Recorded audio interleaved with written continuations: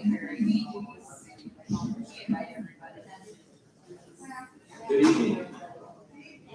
We're going to be starting in just a moment, so we'd like to grab some refreshments and find a seat. Certainly welcome here to Wabash Christian Church, those who are visiting and joining us this evening for this special occasion. My name is Reverend Stephen Everhard. I'm the pastor here at Wabash Christian Church, and we're so excited to be able to welcome all of you for this really special event to talk trash. So thank you so much for coming here tonight. I also wanted to thank the Indiana Solid Waste Management District, who also agreed to sponsor tonight's evening and provide the refreshments that we have. So if we could give them a hand for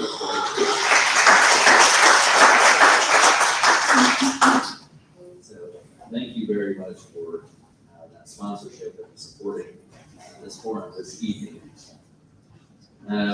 As you see in your program, if you open that, we have three special guest speakers.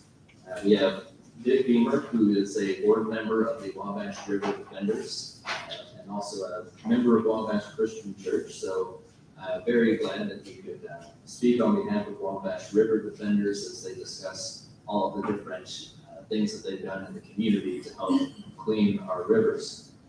We also have Executive Director Jen Rankin, who has been very helpful and supportive in this event. She's the Executive Director of the Wabash County Solid Waste Management District. So we definitely appreciate her coming here tonight, as well as our own Mayor, Scott Long, for the city of Wabash, who will be joining us as a guest speaker, and all three will also be joining for the Q&A portion. So we're very thankful for our speakers who are here tonight to address trash and sustainability here in Wabash County.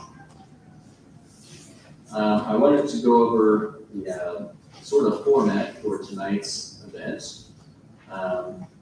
If you could, we have slips of paper on the end and pens. If you would like to grab one to write down a question that comes to mind, as we'll have about 30 minutes of speaking and special presentations.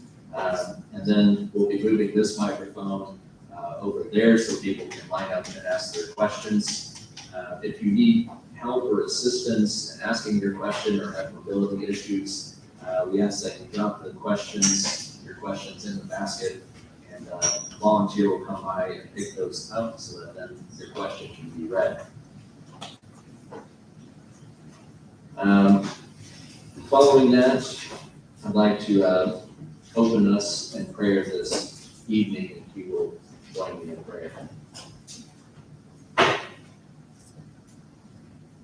Creator God, we know that earth is yours and all things that are in it.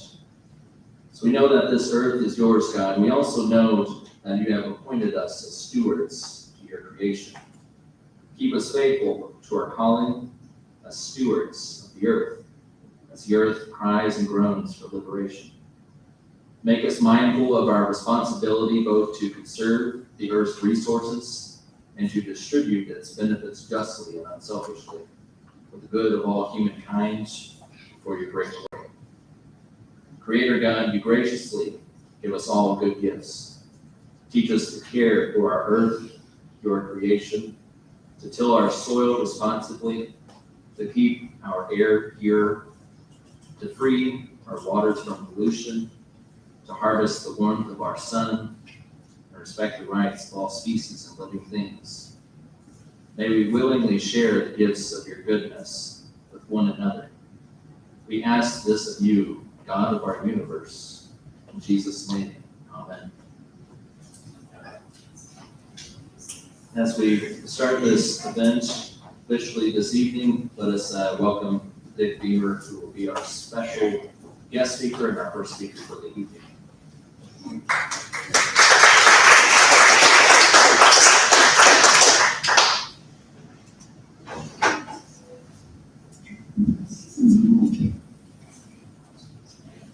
Yeah, my name is Dick Beemer, and I'm a Wabash River Board member. Their title would be River Rat. The only reason they invited me to be on the board is that I paddled a really long ways, like from here to Memphis. So that's what I'm really good at, is paddling a long ways. It's about my only skill. I'll tell you my credentials, which is really just bragging. I'm an old 5th grade teacher, and that's about the level I operate at. We got my 5th graders, and I got a grant a long time ago. I'm an old Air Force navigator, and I have an old antique airplane out at the airport. So I taught about airplanes a lot in the 5th grade. And we got a grant for them to put me in a flying lawn chair, an ultralight, to see if we could fly out to San Diego and back. And then that was so much fun, but the next year, we also studied in our science class. I was a science teacher in 5th grade. We also studied about rivers and streams and environmental problems. So the next year, because that was so much fun, we got a grant to see if we could, the kids put me in a canoe with water testing equipment and launched me here in Wabash. And I paddled all the way 7 weeks down to Memphis and sent back tests, raw data, and they grabbed it and analyzed it and kind of published the meaning of it on the internet. And that's why we got the grant. Was back then, 20 years ago, 25 years ago, we had computers in the classroom, but they were brand new, and teachers really didn't know what to do with them. They didn't incorporate the use of the computers into their curriculum. They're just sitting there. And so this was doing that. We were creating journals using the computers in their science class. The kids were making a journal of this adventure, this science adventure, and publishing this information about the water quality of the river. And so, anyway, every day I would send back 5 test results.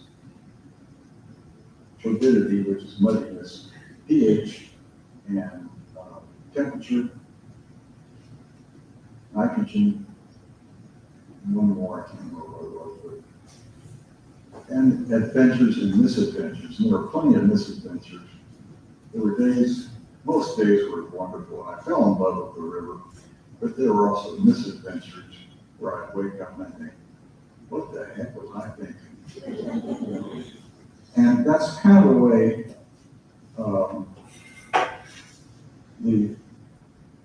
the River Defenders experience was. I fell in love with the river on that trip, and that's kind of what it was with the River Defenders, with the cleanup, river cleanup. Cleaning up the river, getting styrofoam and trash out of the river, that was one thing. There was so much more. People just learned about the river, and it was important to them. The river became much more important to them. They cared. They learned. They discovered that they loved the river, and they cared about the river, and they were proud of themselves for doing something important about our river. They found out they had something important in their own backyard, and they still feel that, you know. So that's really that's what's important about a river cleanup in the Wabash River Defenders. There's a lot of people in our community that know we have something important here. But it's funny how the river cleanup, people don't do it like it's a chore. It was funny. The first year we had 400 people, it was about 10 years ago, I think it was exactly 10 years ago. We had 400 people show up. And I remember I was here during the planning phase, and you were here too. I was guessing we've had 30 or 40 people show up. We had 400 people, and they were having fun when they were coming in after, at the end of the day. None of them thought it was drudgery. They had fun, and it was amazing. And it's been the same way every year. And at one point, we said, we need to start doing this every other year because there's hardly any trash left. And they said, no way. We want to do it every year because it's fun. And we said, okay. I know. So we do it every year. There's not much trash out there, but they don't care. They can care less. And it just flows the river. They love getting on the river, having an excuse for getting on the river like that. And so you can't beat that. I guess we got some slides that Jen's going to talk about. Where's Jen?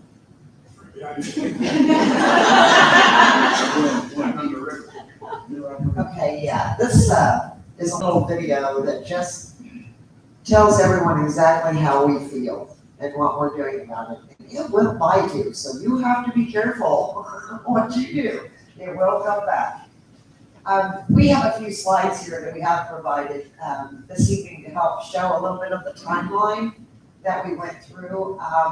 Actually, here tonight, Dick, myself, Steve Johnson, and Jeff Kramer were all board members of the River Defenders. And so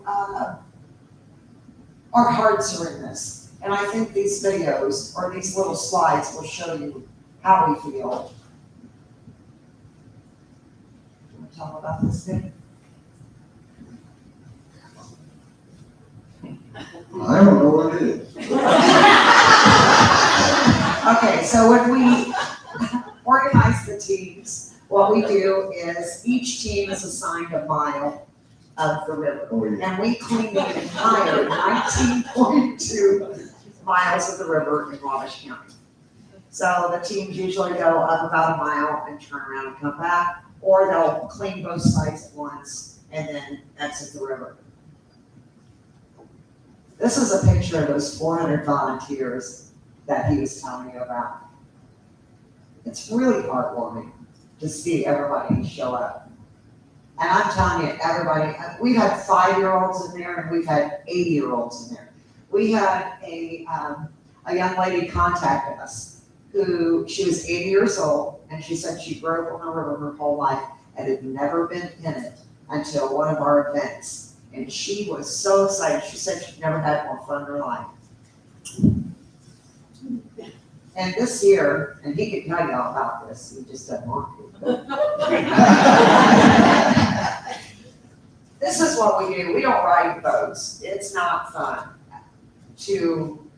no, let me back up. It's a blast, but it's not a leisure time. You know, we're not floating along, paddling, singing on the banks of the Wabash. We're actually walking along, picking up debris out of the river.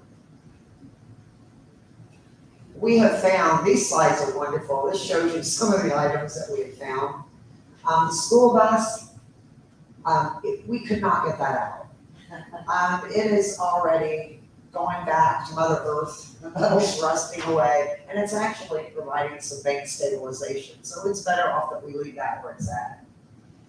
We couldn't do it without our partnerships, and the slide before this was showing Ken Combs, who owns Northside Record.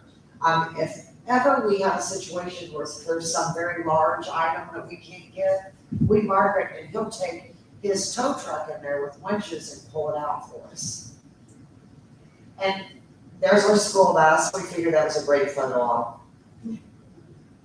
But this is just some of the items. We found enough building material to do an entire home. Look at that. Isn't that amazing? That was just one cleanup. 4 hours. That's a tire pile that we found east of LeGros. 135 semi-tires. Also, this is really important to us. We found over the years many items that are really dangerous to the environment, to our health, to wildlife, just really dangerous items We don't find that so much anymore, and I will tell you, this man right here and Wabash Police Force have been instrumental in getting this stuff cleaned up in our county. They always respond. All we had to do was call and ask, or let them know we found one, and they were there. This amazes me here. You saw this one, didn't you, Dick? The field irrigation system. That was an entire farm field irrigation system that we pulled out of the river. It amazed me, those things are expensive. So I'm like, how on earth did that get here? We found those, never did figure out where they came from. I would want you to note there that they were out by Rich Valley. I'm just saying, I mean, I'm not pointing.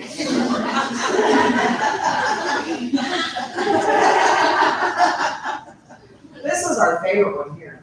We found Ford Falcon. Of course, it didn't look like the one on the right there when we found it, but pretty, all kinds of things we found. Bikes, TVs, batteries, computers, chemicals. You would believe some of the things we pulled out of there. We even found a gnome once. So we'll have Dick tell you about our gnome. This is just some of the things, and the most impressive thing up there is that today we have pulled out now almost 6,000 tires. Just in our part of the river. And this is just showing that every year I do a data collection report. So all the numbers are fed to me, and I do this report so we can always track what we're finding, how much, and just to make, it helps us decide what do we need to do. Is there an area we need to focus on next year? Is there an area that's particularly clean that we can maybe pass on to focus on a more needy area? So that's really a lot of help to us. One year, remember the year we had the flood? What was that, 14? Was it 2014? Does anyone remember? 15. Downtown flooded? 15? Well, we couldn't go on the river because it was very dangerous, so we decided to have a festival instead. And with the help of Indian anglers and some other avid fishermen in our area, they caught enough Asian carp. We called them silvertails. It was more appeasing on the menu. But we caught enough to feed 400 people, and every drop was gone. Every drop.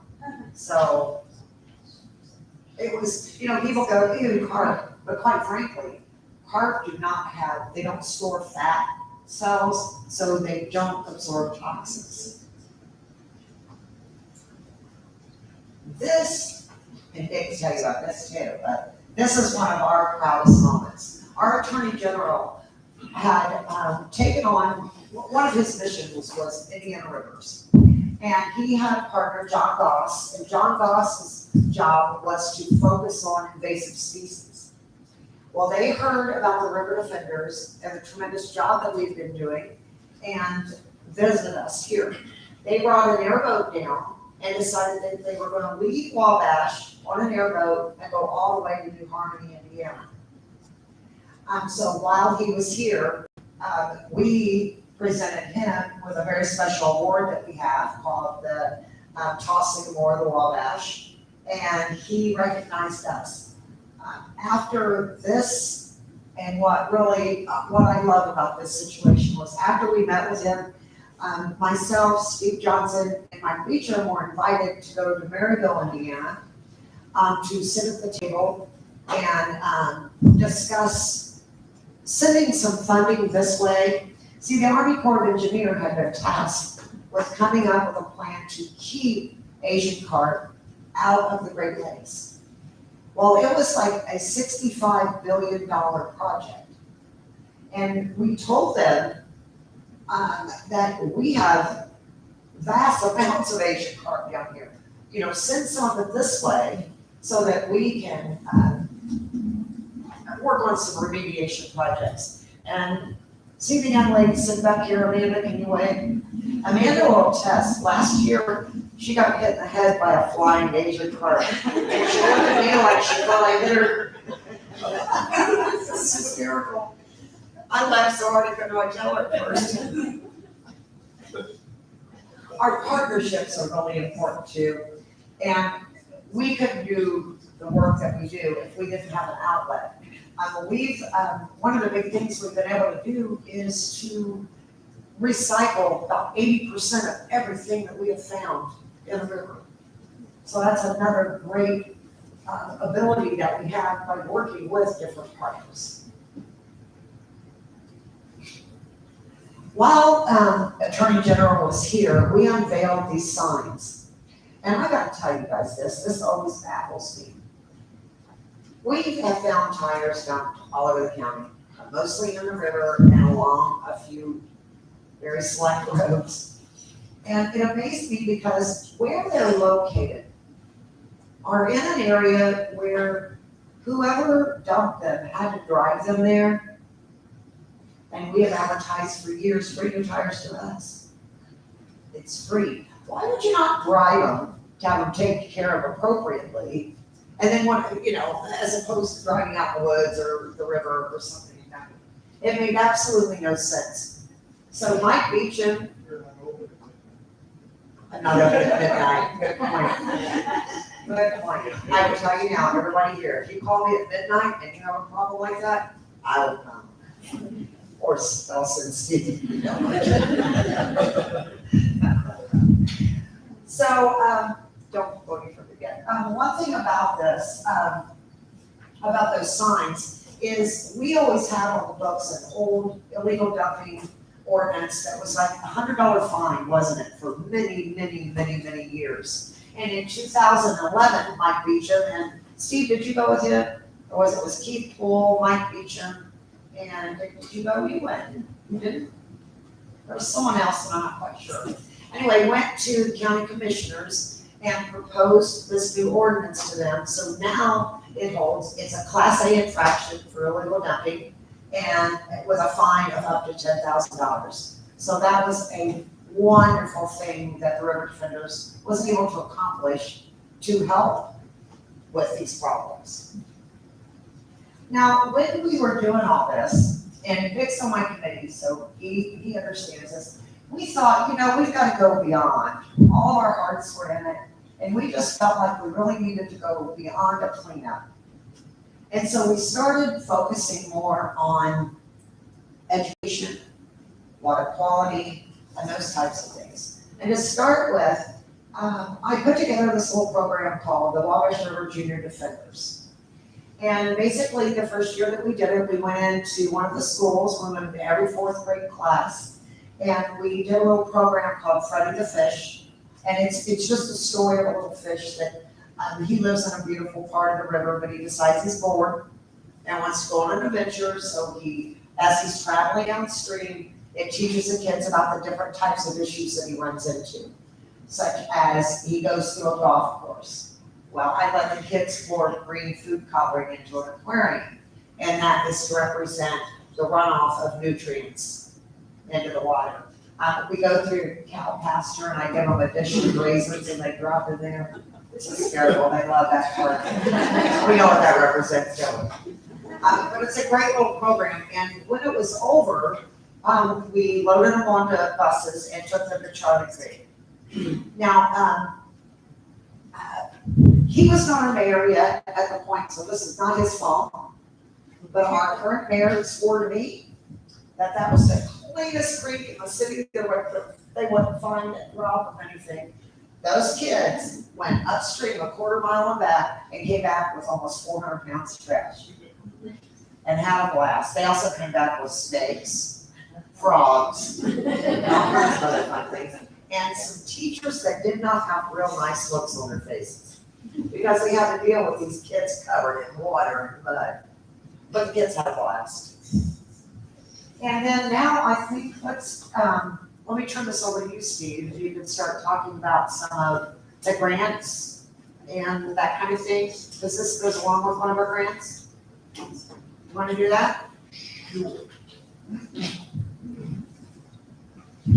So they say follow the money, right? So a lot of A lot of the grants that we've been putting together, sorry about that, trying to do this without making so much racket. A lot of the grants that we did early on were based on creating some of the administrative, some of the structural, organizational kinds of changes, and I'll show you a slide in a minute where some of the grant money has come from. But in addition, we've done some of these other kinds of projects, like working with the Heartland Career Center to build some duck boxes for the, thank you. For the wildlife, doing some habitat improvement kinds of projects along the river. Worked with the city, of course, in creating the overnight camping. This is one of the, I believe it's the only publicly owned camping facility that's known to exist along the stretch of the Wabash River. So that's been great. And if you've ever been on the river, sometimes it's kind of disorienting if you've been on there and all of a sudden you really don't see the same kind of landmarks that you saw to know where you are. So we were able to put up some signage to let the paddlers and canoeists that are coming down the river to know where they are. We received a lot of publicity, a lot of PR. I think one of the things that I like most about the River Defenders is that there are so many people that are engaged and involved and work to apply their own set of talents. I'm kind of the numbers guy in there, and so I do the treasurer for the board, some of the grant applications, the grant tracking, and those kinds of and certainly the local press, the local media has done its job in helping with that as well, in providing some of the exposure that we need within the public. We've been covered statewide, we've been covered in some national publications, national awards, and some things that way too. So our name is out there, a lot of recognition, and we appreciate every little bit of that. Certainly Outdoor Indiana is DNR's publication, and our story has been told within that publication as well. It's called Sycamore Award. We do on an annual basis, we figure out 10 or 11 tall Sycamore Award recipients that we have recognized throughout the term since 2011. These are all individuals and organizations that support the work of the River Defenders and all geared toward improving the quality of the water in the Wabash River. If you can imagine 5,000 tires, nearly 6,000 at this point, removed from the Wabash River, you recognize what a change that has made to the aesthetics of the river. We constantly are receiving comments about how beautiful the river is now and how much people love to go down the river, and people from all over the state and all over the Midwest now are coming to paddle or canoe or kayak the Wabash River because they know that it's a clean stretch of river. We work with Orion Consultants, used to be out of Warsaw, now out of Indy, professionals in water quality management, and they do a lot of the water analysis of the information that we glean from the testing that we go through. Talking about the size of the water, things that are of the watershed, things that you probably won't remember, but 175 square miles is a lot of territory to cover. And all of that water within that area drains into the Wabash River. So if you can imagine the non-point solution or non-point sources that shed their water into the Wabash River, you can just imagine the kinds of things that might wind up there. So. I think I'll add one thing to that. You see that says 175 square miles? Well, there's only 7 of us on the board, and we decided that wasn't enough work, so here's what we did. we took on a whole another watershed of 25,000 acres. Part of the reason why we did that was because one of our early grants with DNR was to, we had made the application actually to them to do the entire Wabash River watershed. And they thought that was a little too much for our first venture into their grant. So they asked us to pare it down, and we came back with this Silver Creek hanging rock drains into the watershed in Wabash County, although some of the drainage area is actually in Hamilton County. So we use these particular tributaries to the Wabash River as site locations for our testing, and that gives us a sense of the flavor of the water, the quality of the water that's going in from each one of these tributaries. So one of our first projects created a diagnostic study and a bit of a feasibility study of that watershed area to recognize what kind of chemicals are in there that we need to be concerned about.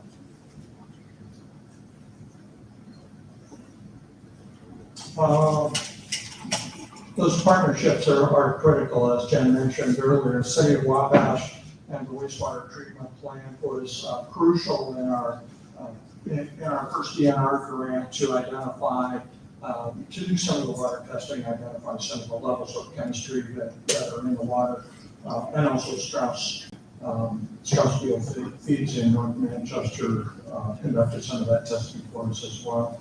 And that really was significant in helping us keep the cost of the project down.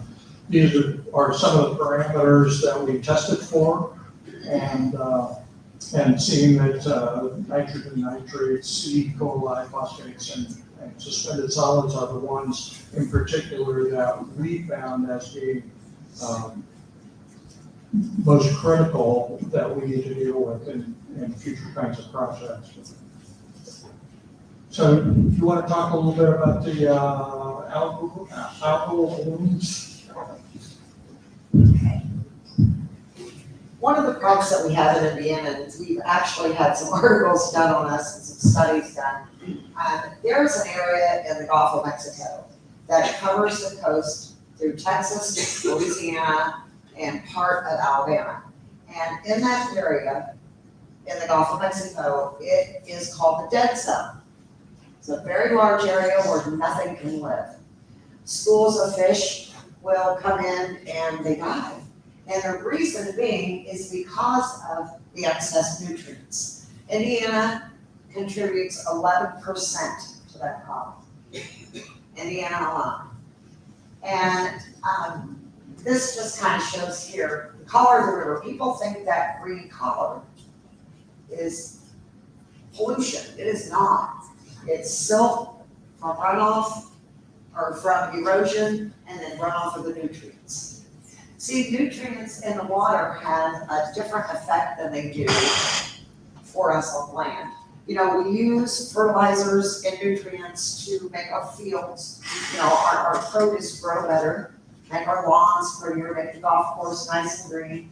But the problem with it when it gets into water is it creates a situation where it doesn't provide oxygen or clean the air. It actually depletes what is called dissolved oxygen. And fish need dissolved oxygen to survive. Well, there's a process called eutrophication, and that leads to hypoxia. So there is no oxygen in the water for the fish to stay alive. So this area, called the dead zone. It's the largest that's ever been measured anywhere.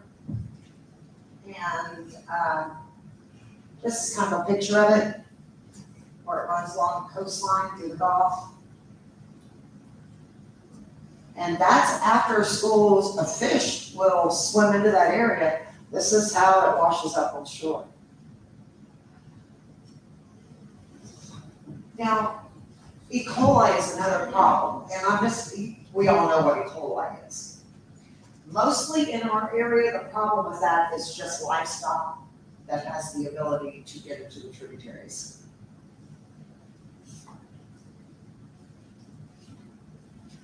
I was talking about the color.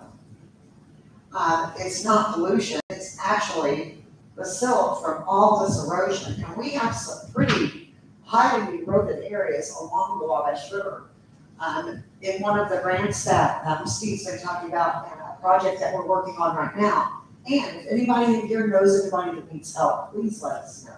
But we are addressing one of the most major erosion, I cannot talk, that must be past my math. Anyway, it's one of the major areas of erosion along the Wabash River. This landowner is a farmer, and he's been losing an average of a foot of his ground a year for at least the last decade. So we're in the process now of coming up with a program to help him to combat some of this erosion. You can see it on the bank over there. This is our Wabash watershed is over 39,000 square feet. It's a lot of land to cover. The grants, square miles, I'm sorry, I said feet, didn't I? I told you I need math.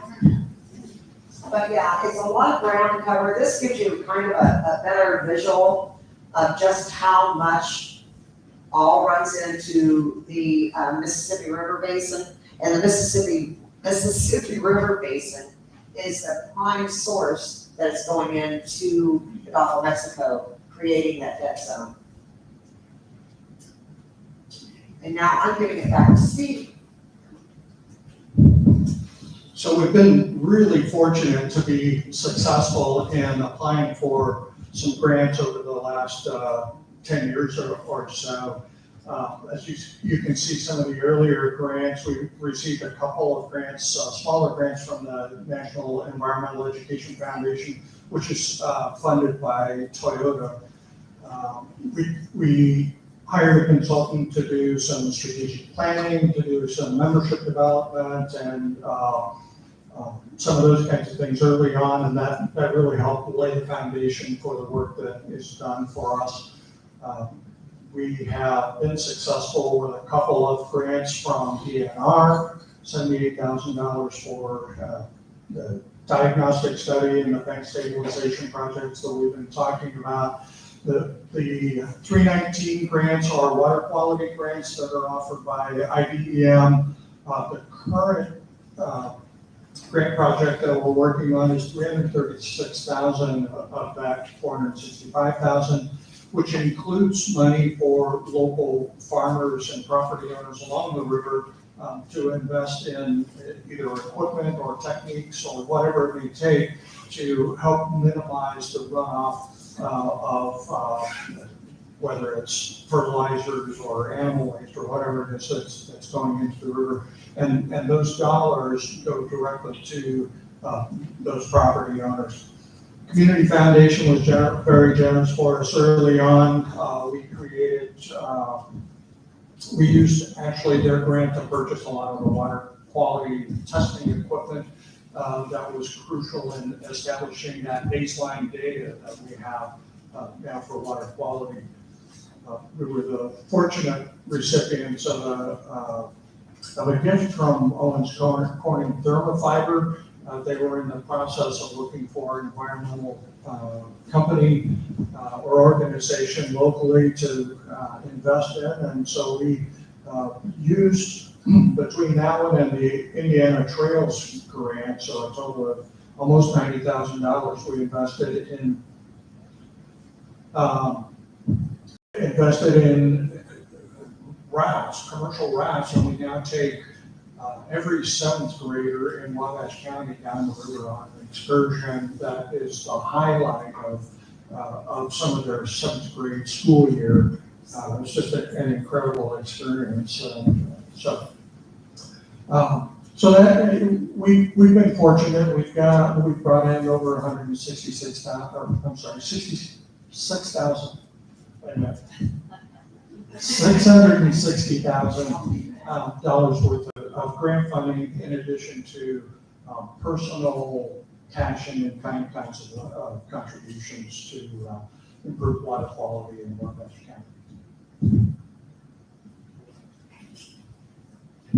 we'll just wrap this up by telling you that we have a very active Facebook page. There's always information on there that's helpful.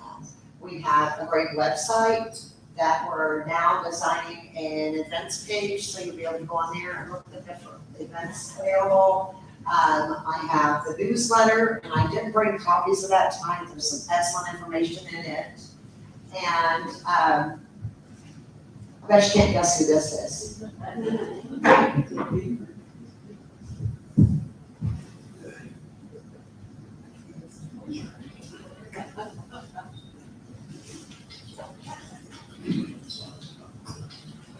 We don't have a lot of volume to this, but it's real short. You don't really need to hear the pictures of that. I can kind of narrate if you can't hear what you're talking about. This is a terrific, it's the second one we've had. The river's definitely benefiting from everyone's effort. And each year you can tell there's just a huge number of people that get involved, and they put a lot of effort into cleaning it up. Well, this is my first year, and it has been such a great experience.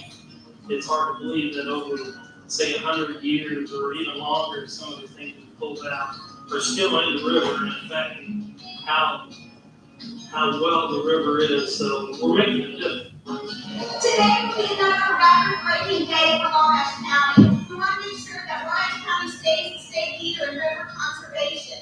It's always good to see the people in your community come together and work together and be excited about helping Wabash County. They feel like they're part of the river and the community.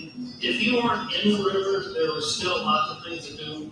You know, everyone helped out. People that stayed dry did just as much as the ones that got in wet. And it really makes them feel like a good part of the community. They're doing something. But it's even more special because I got to see parts of Wabash that I've never seen before and was able to hike along the river. And I think that a lot of people in Wabash County, especially myself, have taken for granted all of the beautiful natural resources that this county has for us. Through the sycamores, the candlelights are gleaming on the banks of the Wabash far away. Thank you for that. The plan is, I think, to continue to do it and expand on what we've already got started. So it'd be nice for other communities to pick up on what Wabash has done. I think we're starting a trend. With luck, this will catch on.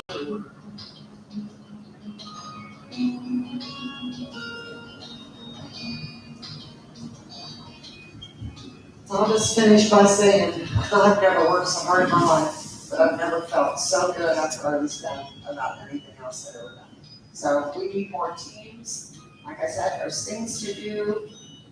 Dick's gonna tell you real quickly, and we're gonna wrap this up, about our up and coming event.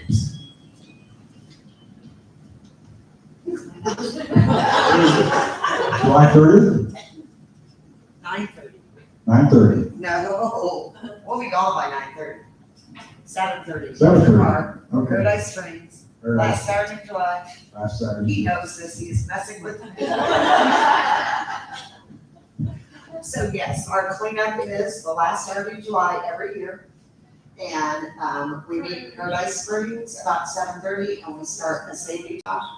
Anybody and everybody's welcome. If you want to pre-register, please do. If you don't and just show up, we'll welcome you with open arms. So thank you so much.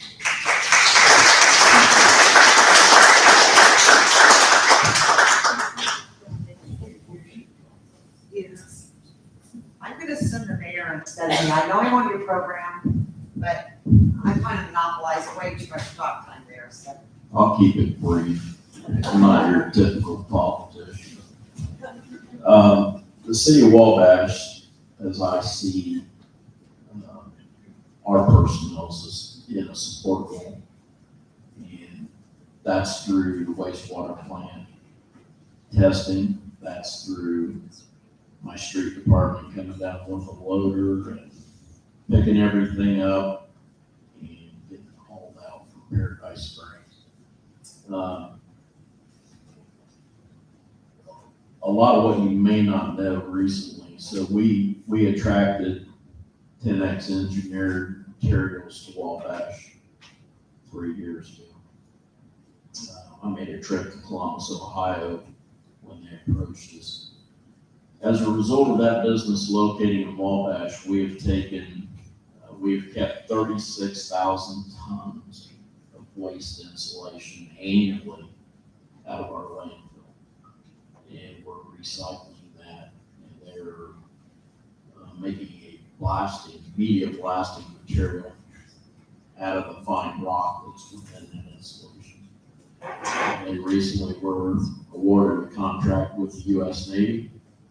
That blasting material will be sandblasting ships throughout the United States for repaint. Secondary to that, recently we announced a $58 million investment. The cost keeps going up for 2 companies located here. One of them is a joint venture between a company called Hello Nature from Verona, Italy, and Midwest Poultry Services. They're located near the intersection of 13 and 24. That's what all the earth you see moving out there is.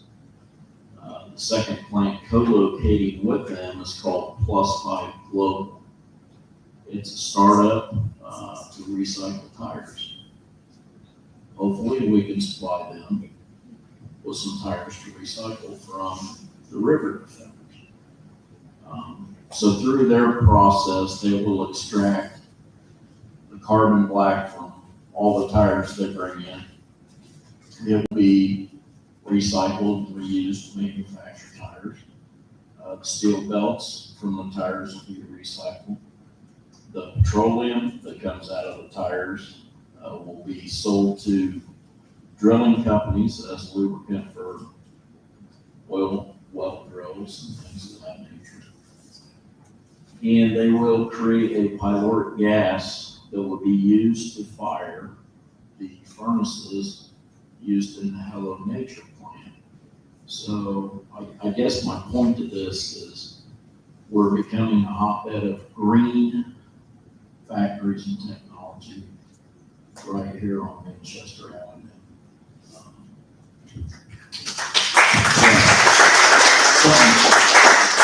Really something to be proud of, and it's, you don't really,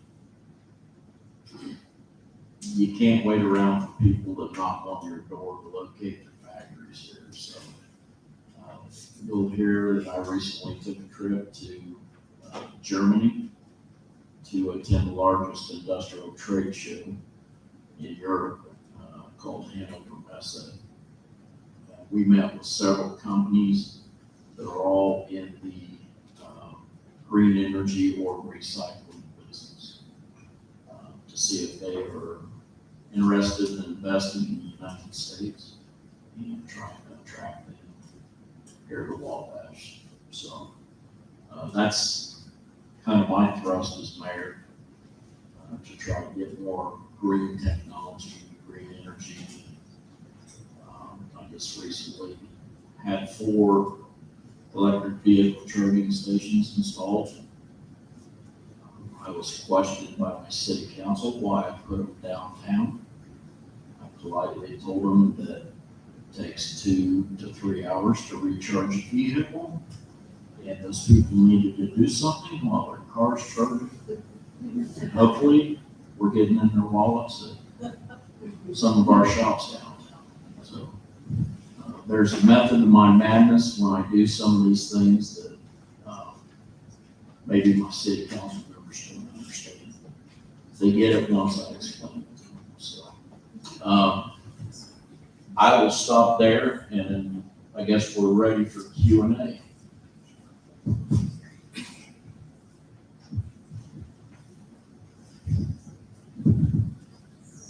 Can we give a hand to all of our speakers?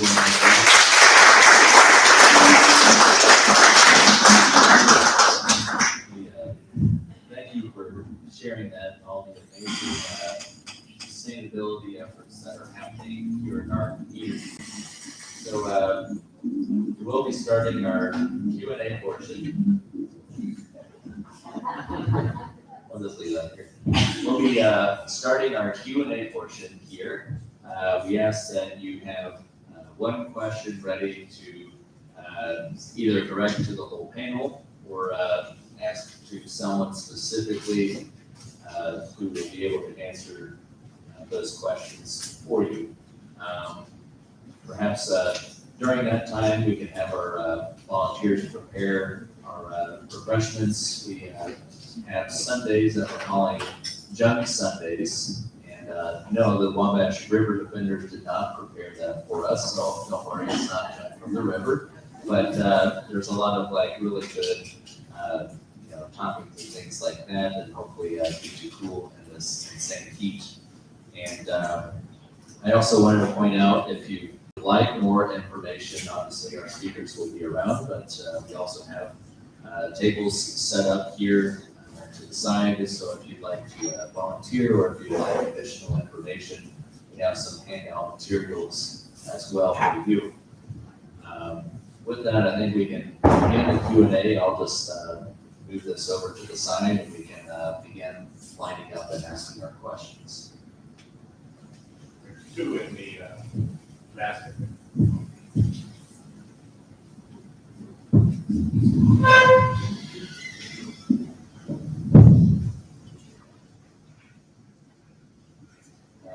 Let's see, I'll go ahead and ask two questions that have been submitted here.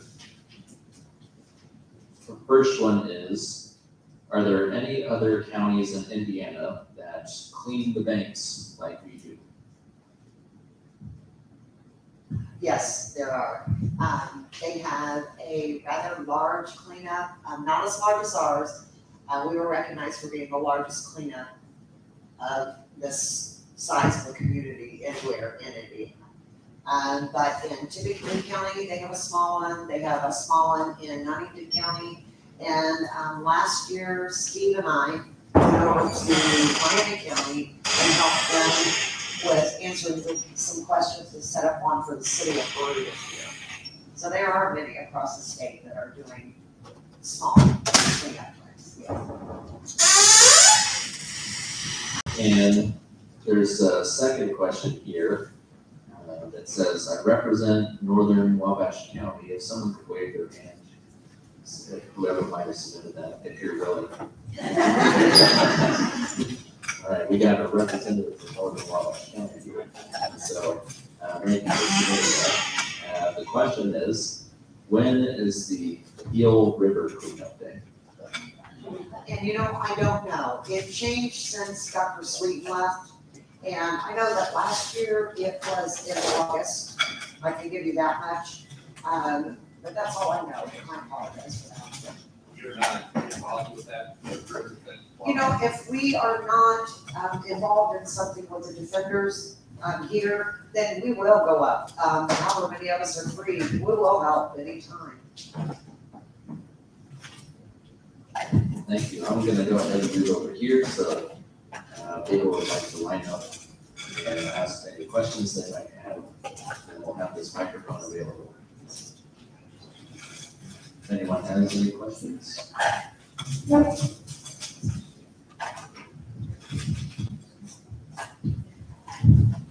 I might add that when we do receive information about the cleanup effort, we will share that with y'all as well.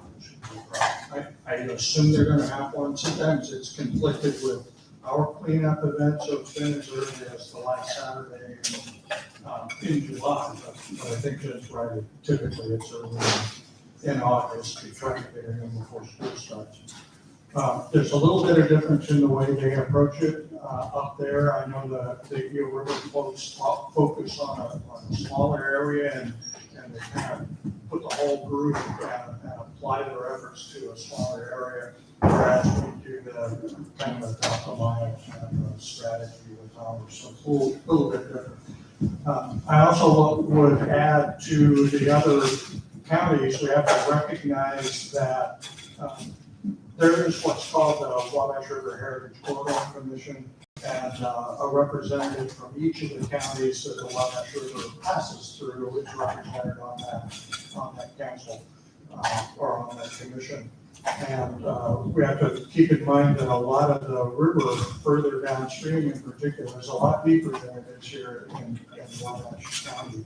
And so it's a little bit more of a challenge to do some of the same kind of cleanup projects that we would do here when water over your head. I have two questions for Jen. Is there any styrofoam that can be recycled? And when you break down and recycle your cardboard boxes, do you need to take all the tape, et cetera, off of them? You know, and my position is to teach absolutes. So the absolute teaching on cardboard boxes, for instance, is absolutely, you should get off every drop of anything that you can besides the cardboard. Anything else on there is considered to be a contaminant. There are processes to get some of the adhesives off and things like that. However, you gotta understand that there's no value in recycling until it's ready for the end user. That means pulp or shredded, clean plastics. So the more pure a product that we provide to recyclers, the more I can keep costs down. And then styrofoam, no. The best thing to do with styrofoam is what we do on the legislative and things, so we really push for the manufacturers to get on board with using the new product that's made out of, it's number 2 plastics basically. So it's very recyclable. There's another one that's made out of cornstarch that is biodegradable. It just literally disintegrates. The problem right now, the manufacturers don't really want to start using it, and that's because of cost. It is slightly more expensive to use the alternative products. Styrofoam is an immense problem. I went and toured a company that was doing it for a little while in Indianapolis, but they pulled out of it. They said it was horrible to handle. They have an entire warehouse full of styrofoam. And this machine that they would run big sheets through it. And I bet they ran sheets through that machine or into that machine for a good 15 minutes, and it spit out this little pile that was about like that. So the transportation and the space to deal with styrofoam really makes it problematic. Any other questions? All right, come on down.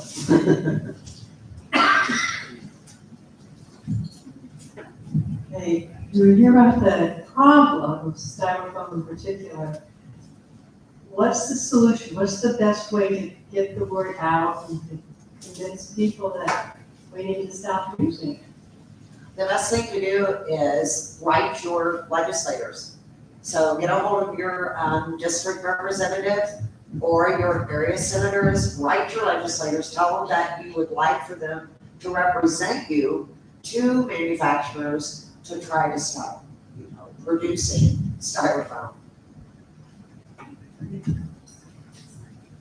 Jim has some things. Kind of taking off on what Lisa said. Got a question at home. When we have a container like this that says 1 or 2 on the bottom, do they need to be washed and cleaned if they have Yes. something in it? Is that absolute or is that? No, that's absolute. If you put, let's say you had spaghetti sauce and you throw that jar of spaghetti sauce in one of the bins and it breaks or spills and that spaghetti sauce gets on the paper and cardboard, it has to go to landfill. There is no magic wand to clean that out of paper pulp. We can't use it. Another one if you can.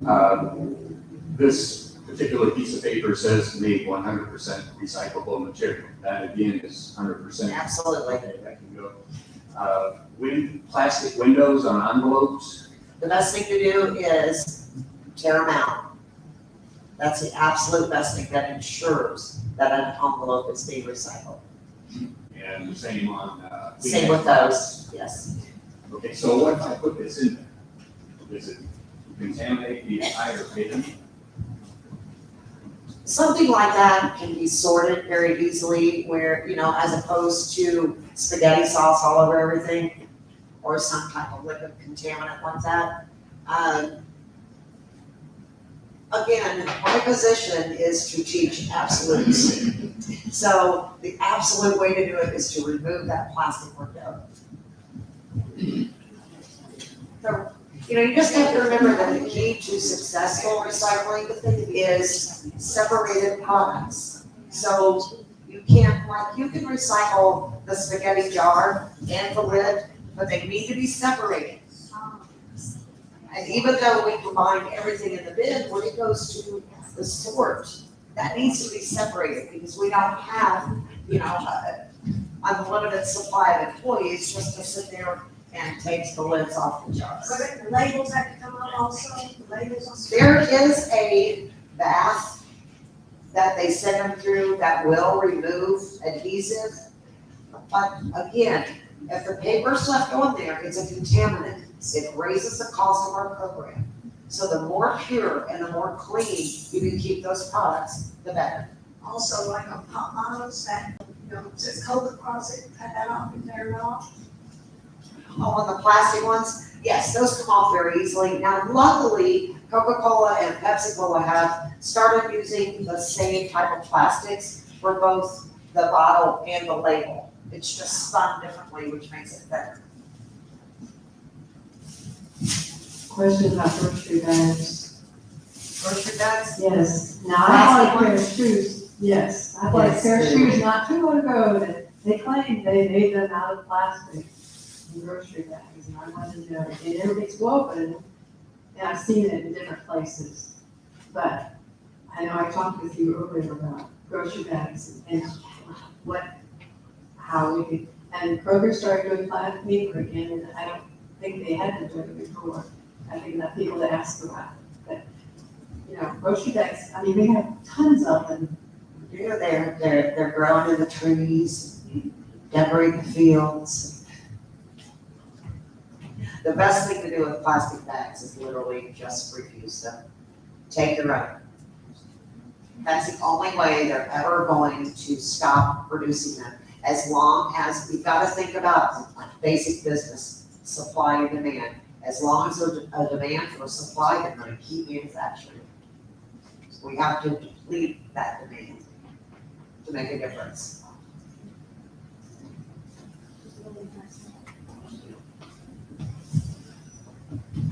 Will there ever be curbside recycling?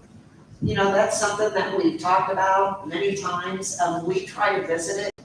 I take it to my board. The mayor sits on my board.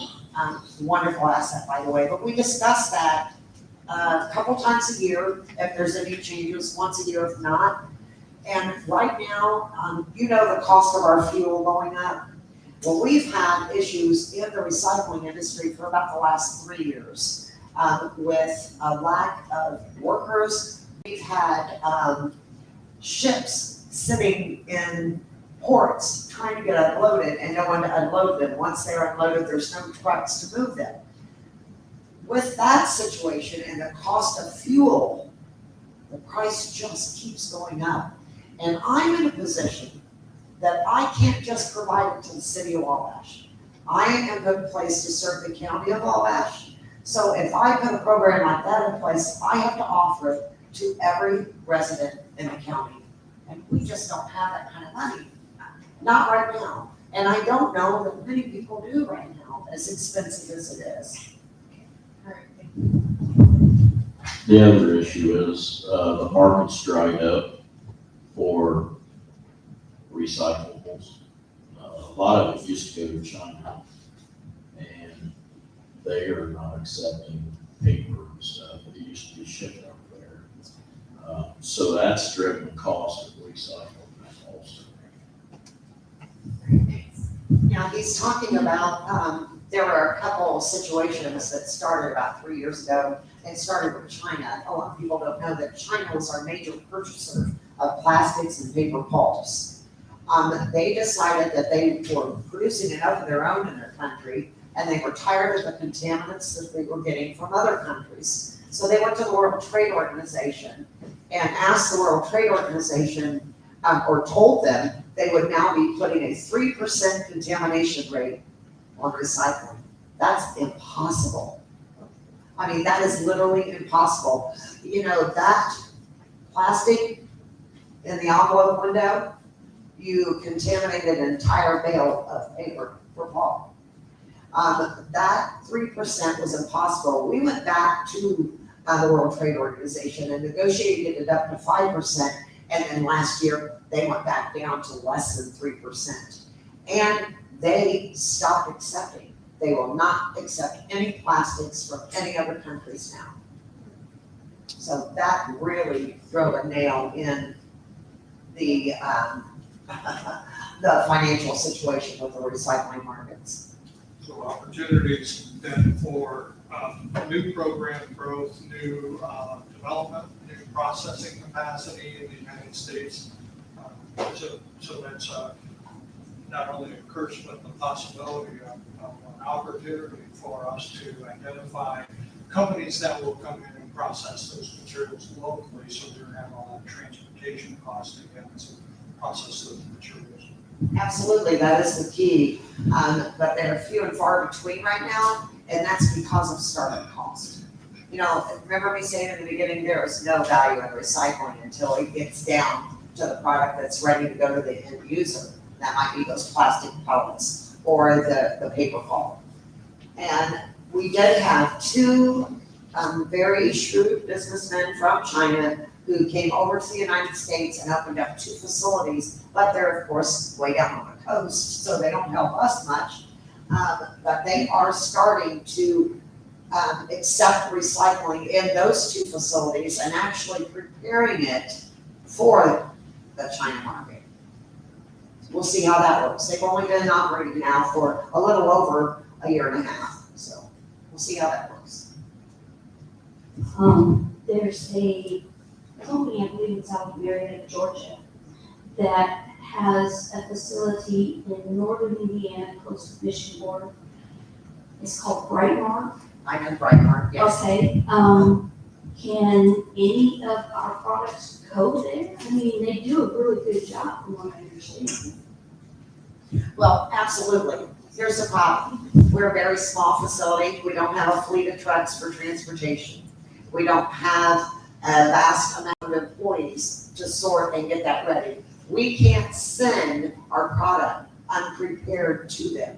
We don't have conveyors. We don't have the sort machines. We don't have the optic eyes. We're talking millions of dollars to set up systems like this. One truck is over $500,000. And so they don't want to come down into our area and collect at this point because of the fact that it's so expensive. You gotta understand, we've got 30,000 people in our community. They're focused more on the 100,000 plus communities, and that is the truth. Has there been any thought put into co-oping with other small counties like Huntington and Miami? Huntington has no program. Miami County does have one, but our main objective really isn't recycling. Ours is waste diversion. So we are a unit of, basically they call us quasi-government. We are a state mandate.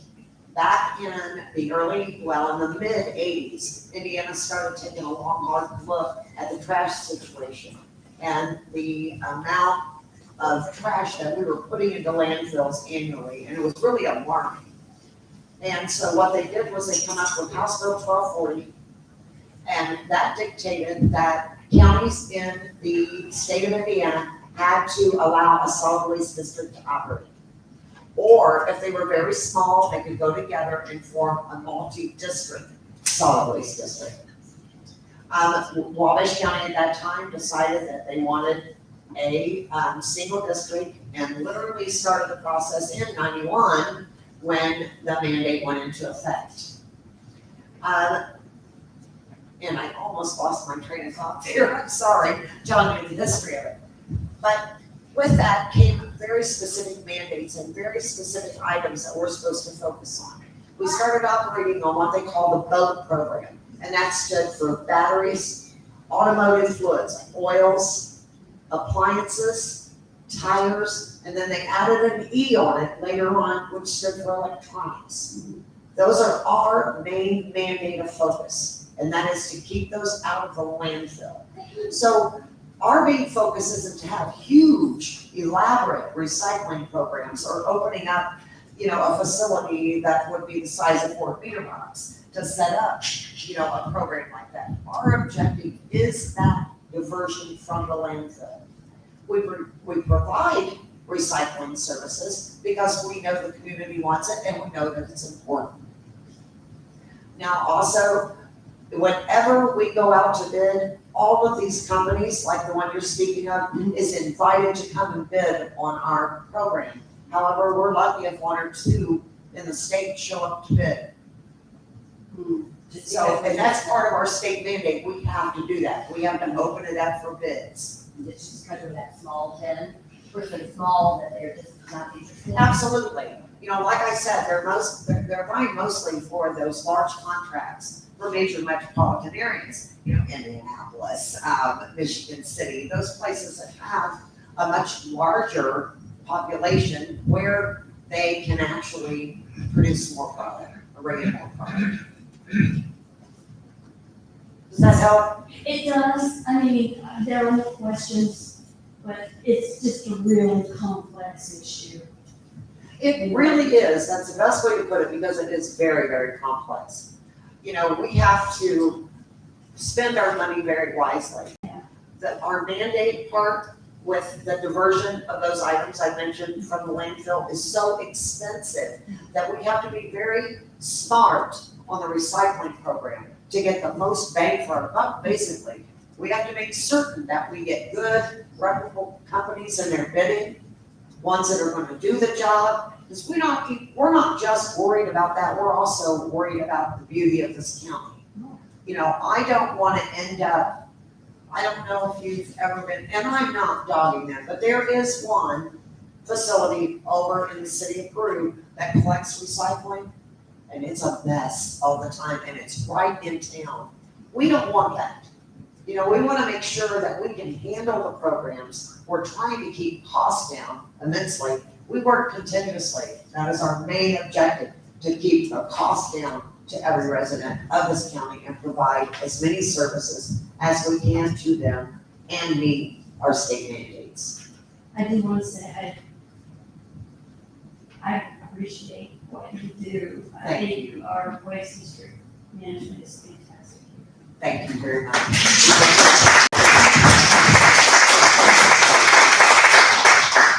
Jen, what happens to the newspaper and all the stuff I put in out of one of those dumpsters? I see it goes to Columbia City, but Well, right now, our contract is held by a company out of Columbia City.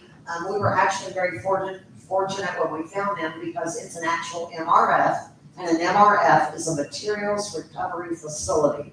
So when product is collected from curbside programs or drop site programs like we have, it's taken to these places where they actually have a sort system set up. So they have the employees and the equipment to sort it appropriately to get it ready for market. We have any additional questions that people would like to ask?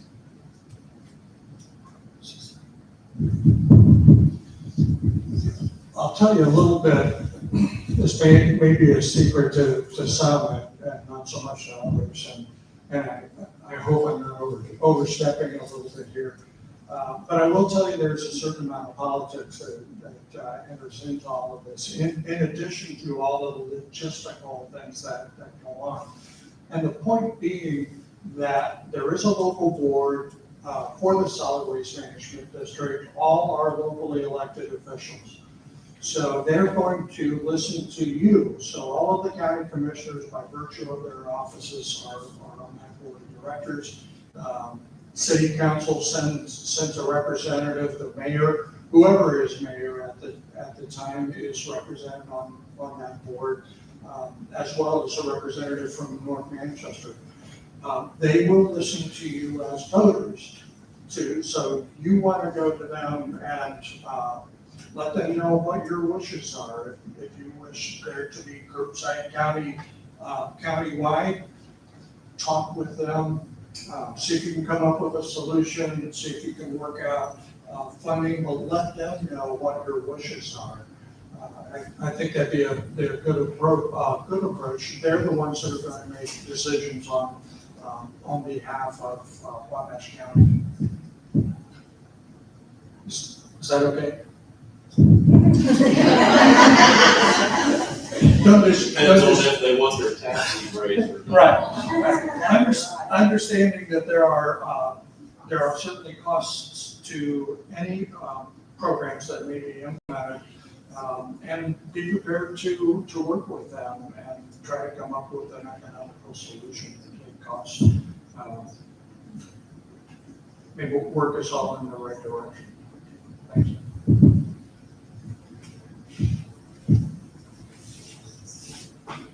Well, I guess I actually had a question myself. I was curious about our sort of recycle drops that we have, or I think maybe we have one at this point, but I wanted to ask about the effectiveness that those have been, how much is able to be recycled, and what we could do to sort of improve any sort of turnover as far as waste that might be going into those dumpsters. Well, we have had, everybody here knows, we've had problem with the drop sites over the years with contamination. People love to go at midnight, put their couches out there. It's just part of it. But I will say that when I decided to move all of those bins to the district, and thank you to my board of directors for agreeing to that, because it was the best decision we ever made. It has cut it down immensely. They're reporting now that I have a less than 20% contamination rate at that site, and that is tremendous. I mean, that is wonderful. That's hardly recognized anywhere that isn't a monitored program. I do still have issues with the Manchester area. A lot of different things are put in there that should not go, and it's the same thing. They know they can't put a mattress in the bin, but they do it anyway. So we do still deal with things like that there, and I'm constantly looking for a solution to that issue. But yes, it has been a tremendous help just since we moved that site to the solid waste district. Thank you. Last call for questions. Or did you have one? I'm gonna start clapping. All right. Yeah, let's thank you one more time. Yeah, we definitely thank all of our speakers and guests for coming and being part of this event. I think it really means a lot, all the different sustainable efforts that we have happening from all these different entities that are represented. So thank you very much. I'm sure our speakers and guests will be hanging around for a little bit. We definitely encourage you to go grab a sundae, refresh your beverage. Wanted to let everyone know that all the materials that we have here tonight are recyclable, if not compostable. So being an event on sustainability, we wanted to make sure that we were going to have as little waste as possible tonight.